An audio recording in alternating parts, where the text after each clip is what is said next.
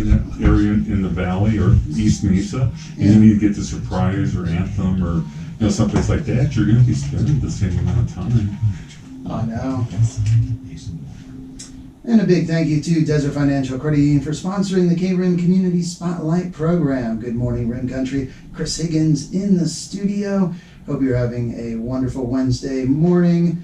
Got some of that rain yesterday, and boy, it was a nice rain, and been getting so much rain this year. It is great to see. The forests love it, so it should be a great spring and summer next year.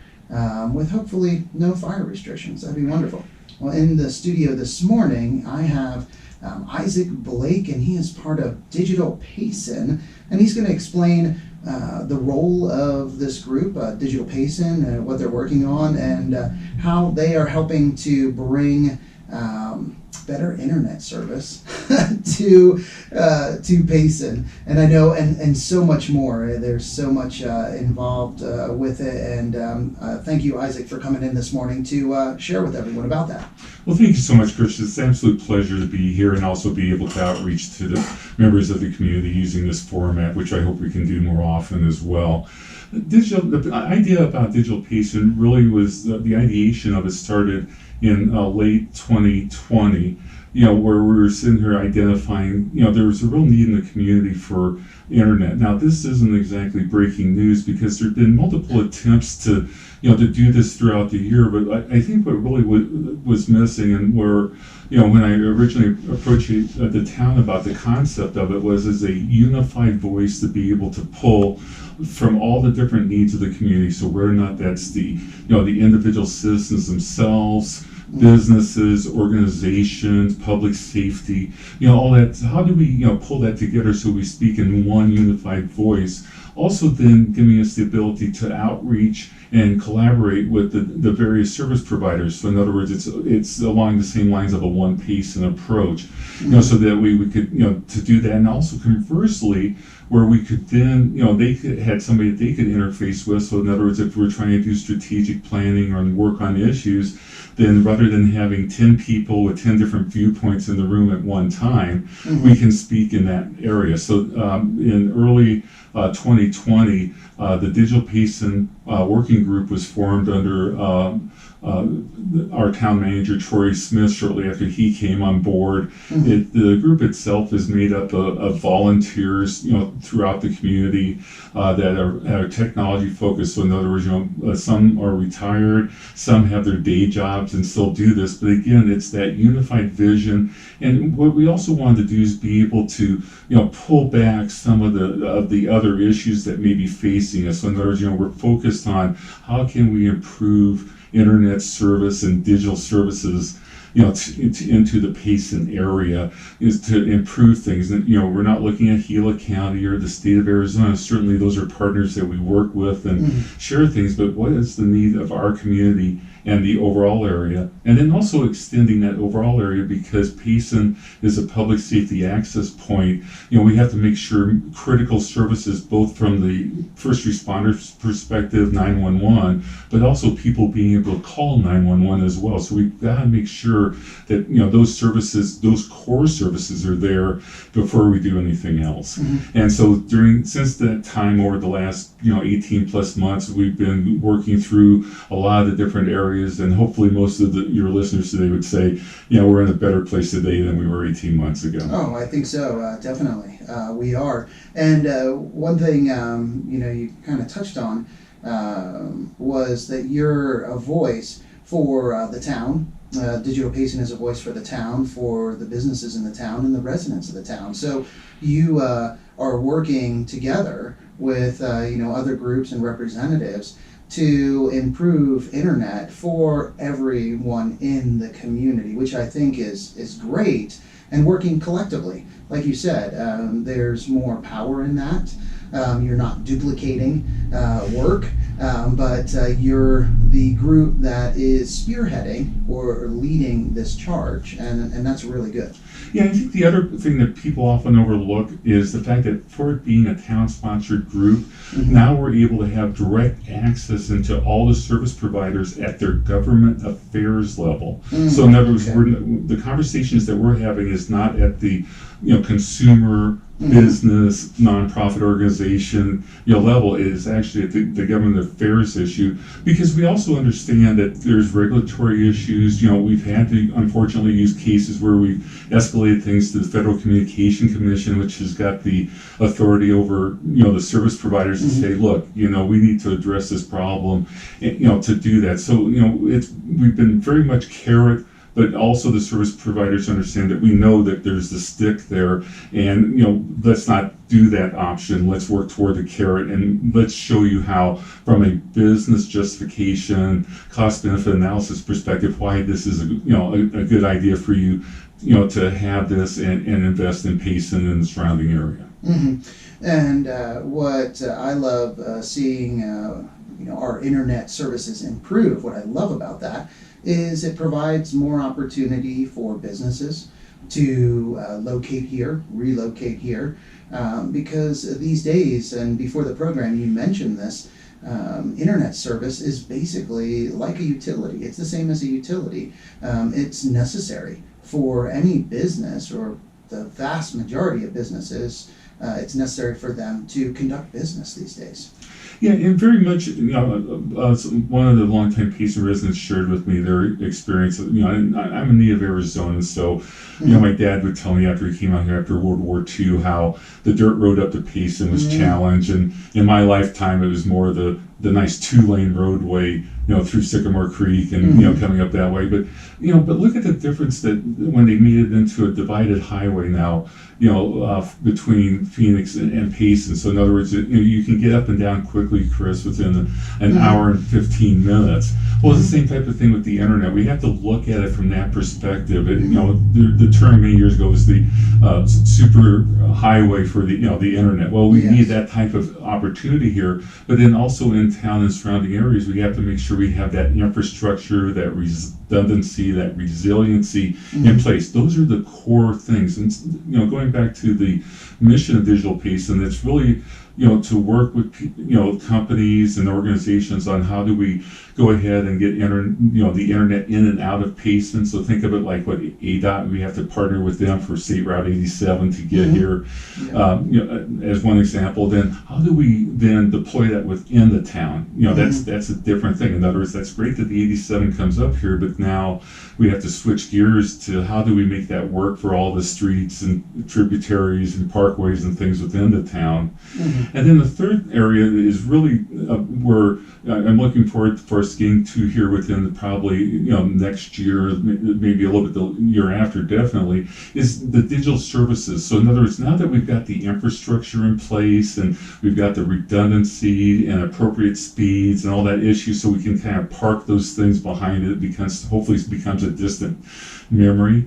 Now we can start focusing on how do we do enablement for the citizens, the visitors, the businesses, organizations. So that where you get into the whole digital services side. In other words, can we get things that's an app-based thing, so if you need to report something, you can just pull out your smartphone and report individual incidences? How can we do things where we automatically detect things? There's also, from the town's perspective, manageability.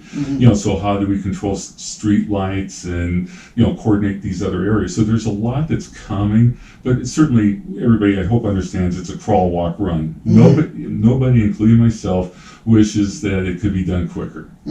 Everybody wishes, I should say, everybody wishes it could be done quicker, but we're making measured progress. Yes, and I was going to, that was my next question, going to ask about the progress that has been made, some projects or events that have occurred since Digital Payson has been formed that you have been responsible for or involved with. Well, first off, it's a collaborative effort. So in other words, I'm just the current chair, of it. But the point being is a lot of people contribute to where we are today, and that's not only members of the Digital Payson Working Group. We have a very active group on, Facebook as well, where we let everybody tell us good and bad what's going on.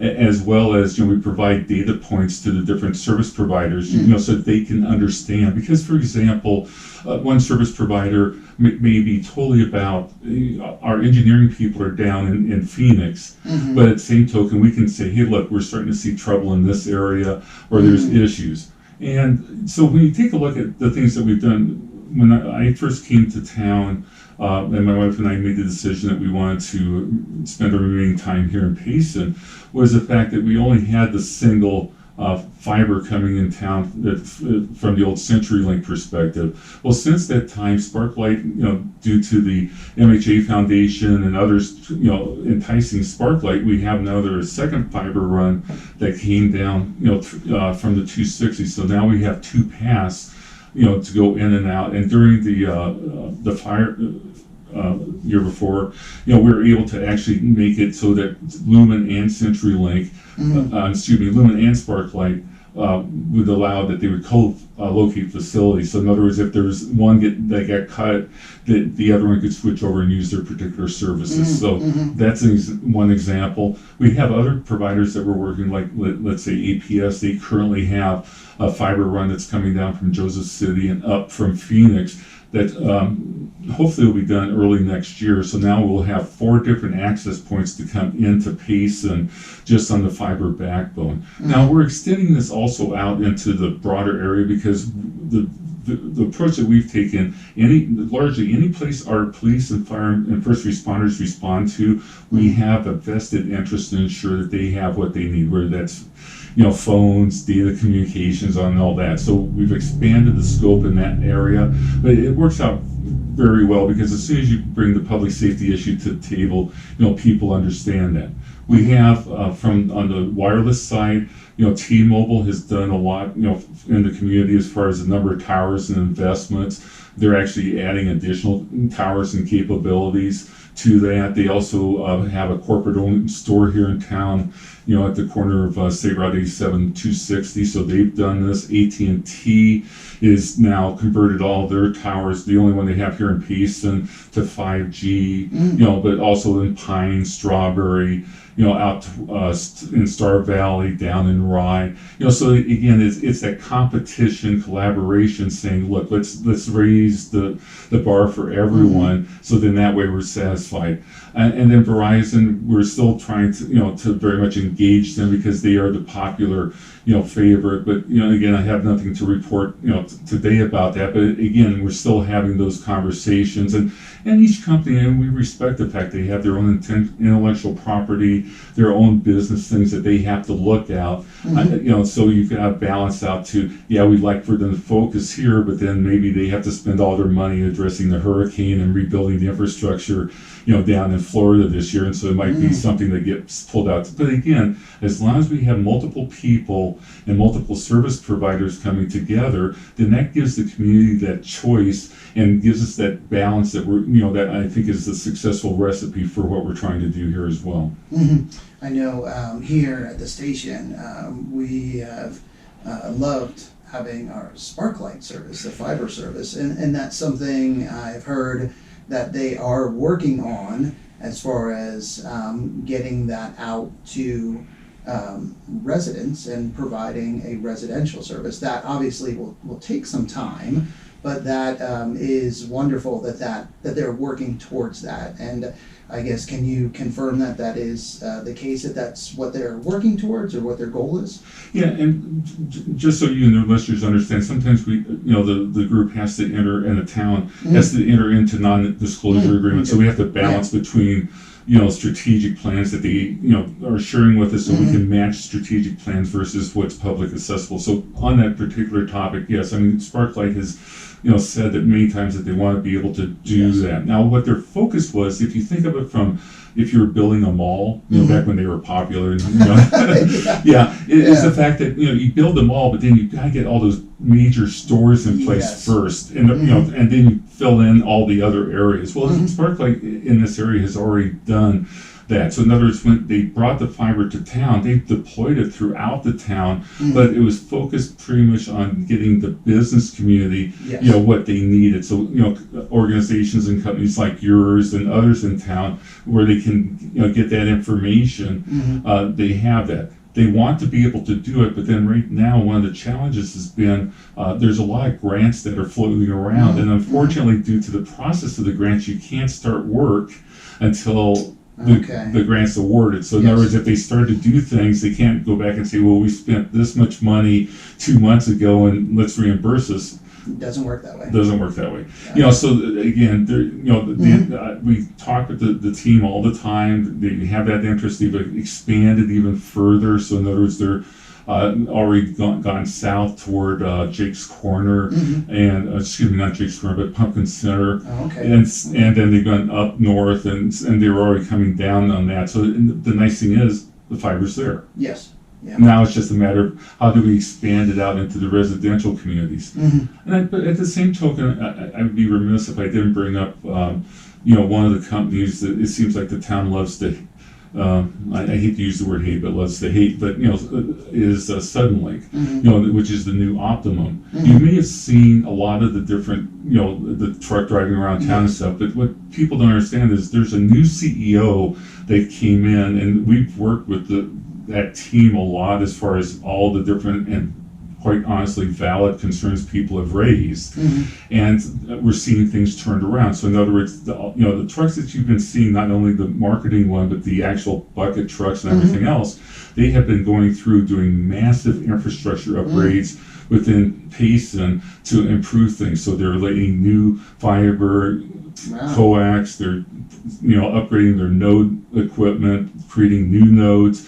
And so what we see right now is a renaissance in that particular area. So in the area of Payson I live, which is in one of the upgraded new node areas, I've been a customer up there since May. My internet speeds have been at or slightly higher than planned. So in other words, I'm on the internet 150 plan, and I'm getting 150 to 165 megabit per second at my house, and I haven't seen any outages during that period of time. Wow. So the point being is that all that starts, when you start getting that unified voice and working with the problems and being, not confrontational, but collaborative, saying, look, how can we solve this problem?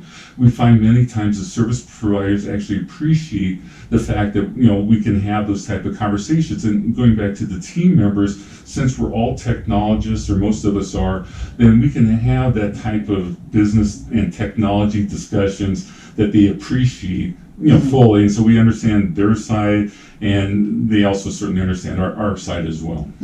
I know one of the questions that you see a lot, you've probably seen this a lot on social media, on Facebook, is when people just move to Payson and they'll throw out the question on Facebook in one of the groups or somewhere. They'll ask, which internet service is the best in Payson? Or which service should I get? And it's interesting because it's always been this way, and it sounds like it'll be this way maybe forever. It's based on your location for the most part, because there's so many different parts of town that have, some with the coax, some, with fiber, just how old the equipment is. I mean, there isn't a simple answer for that, but it's really based on, and I know I've replied a few times, and I see people reply, talk to your neighbors, talk to people around you, and see what service and what provider they're using and what their service is like, because that'll give you the best indication. You really can't go off of somebody on the other side of town that says, oh, this company is the best, and I had this other one, and they were horrible, they were terrible, because that one that might have been not good for them in their part of town is the best where you are. Yeah, it's actually much broader than Digital Payson. It's a human thing that gets amplified by social media. And what I mean by this is, let's take a look at a different topic with the same type of question. Chris, if I asked you or posted on social media, Chris, what's the best vehicle? Oh, yeah. Yep. And that's all the information that you have. And you get a long list. Oh, Ford's best. No, Chevy's best. No, Toyota, they're the best. And it just is based on experience, preferences, what you use the vehicle for, so many factors. Yeah, and it's the same type of thing. If you walked into one of our local car dealers and stuff like that and say, okay, I want a vehicle. Well, what have you really given the salesperson to work with you to solve your problem? Yeah, so same for internet. What are you using it for? How are you using the internet? Because somebody that is using it just for maybe emails or casually perusing the internet, then service from one of the providers that maybe isn't the fastest would be sufficient. But if you're streaming television programs, if you have your Hulu Live and you have 4 children in the house that all have devices and you're using them at the same time, then it's much different. Yeah, and see, so that's where I just would ask your listeners and others to sit there and say, just give us a little bit more meat on that bone, so we can help. So you help us help you. At the end of the day, and again, that's not anything unique to Digital Payson, and and it's not one of those things. It's not brand preference and things like that. Because certainly, if you've got something that works for you, I'm thrilled for you. Yes. If you're happy, I'm happy. And see, that's where I'm sort of saying it's more the focus of, okay, when you're looking for that type of thing, in other words, so we don't have these binary discussions. Is it, is it vendor A or vendor B? That's why I think we just need to be able to encourage people, not only for Digital Payson and what we're doing on that aspect, but in general, so that we understand it. Because one of the things, since I work many times with mentoring people in my regular job and all that, but I'll talk to people. It's like, well, I want a job, or I lost my job. I'm looking for a job. Well, that's good, but you're not giving me anything actionable to help. Whereas what's your interest? What are your target companies? What because there's a lot more when you go to work at a company than just getting a job. It's the atmosphere, the culture, all the other things. And so. Yes. I know I expounded a little bit more on it, but my hope is that then we start seeing more questions like that, that get posted, but also people ask them better. Because I think at the end of the day, once you understand it and look at it, it makes you form those things a lot better. And I have to admit, while earlier in our discussion, I had not signed up with the Digital Payson Facebook group, so I submitted the request. And now, is that group, is it open for anyone in Payson to sign up?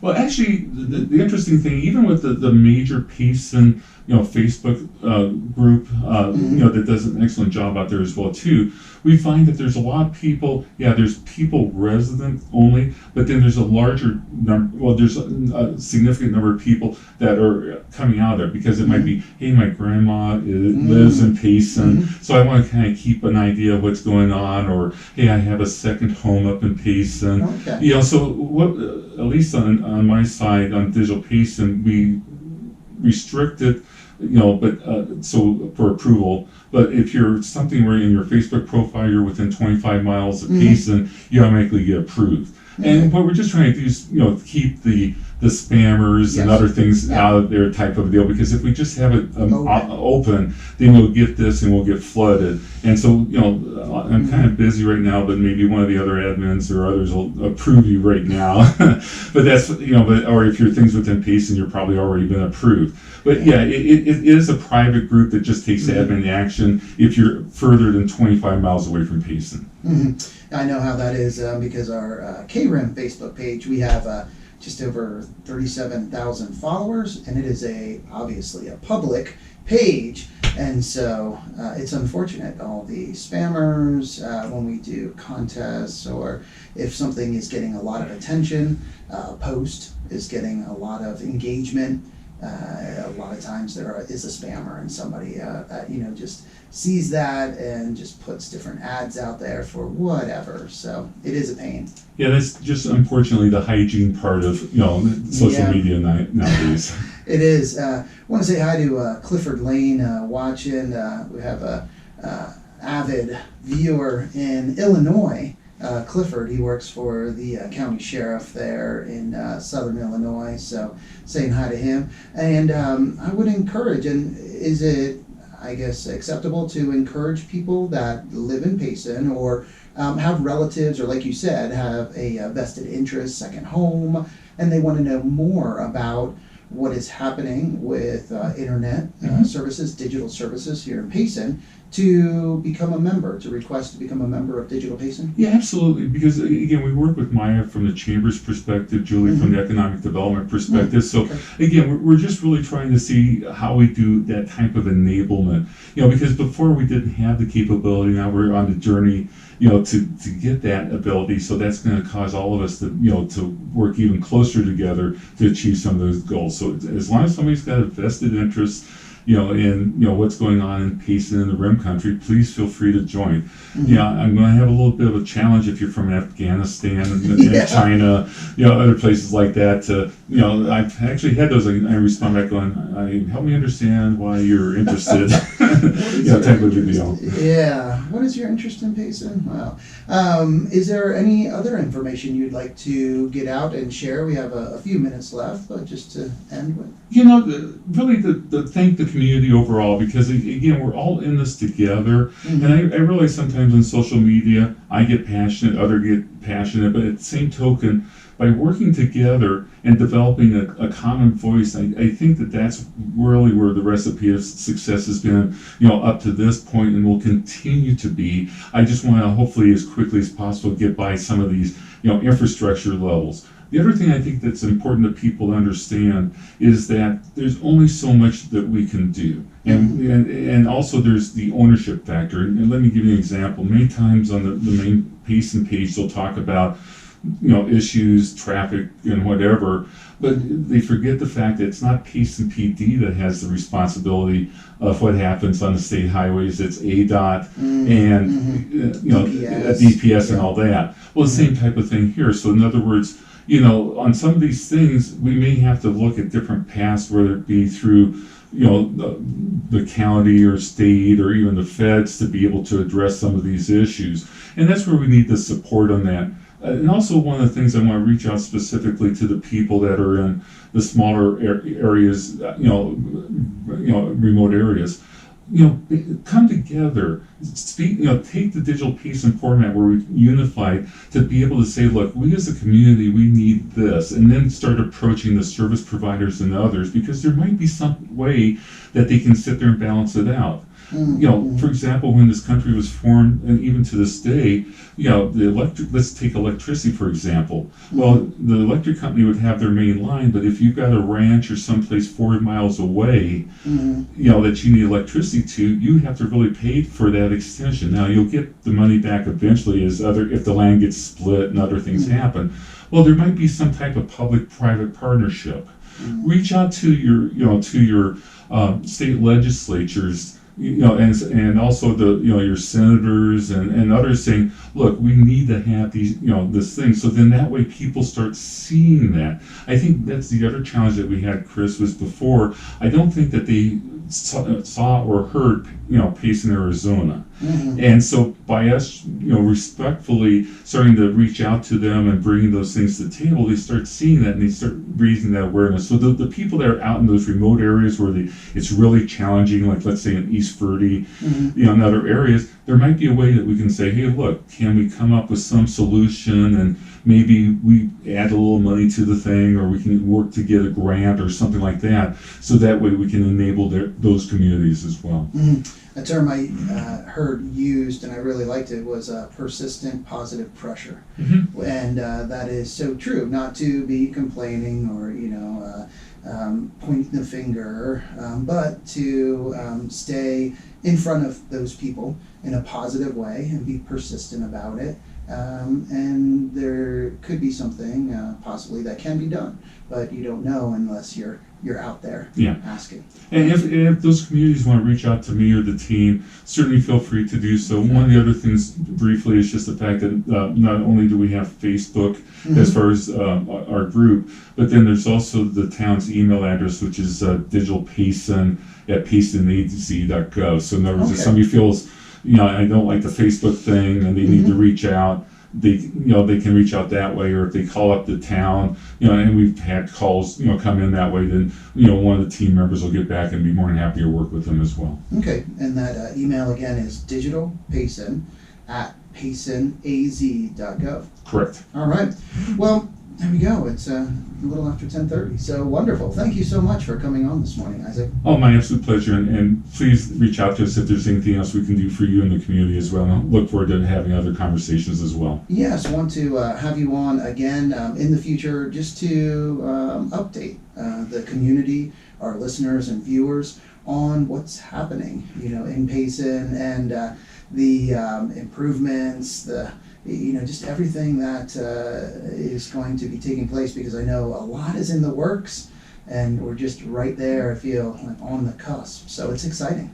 Yeah, and again, I just ask people, just to ask yourself, are we better today than we were 6 months, 12 months, 18 months ago? If the answer to that's yes, then we're moving the ball down the field. Yes. Yep, that is so true. Well, thank you again.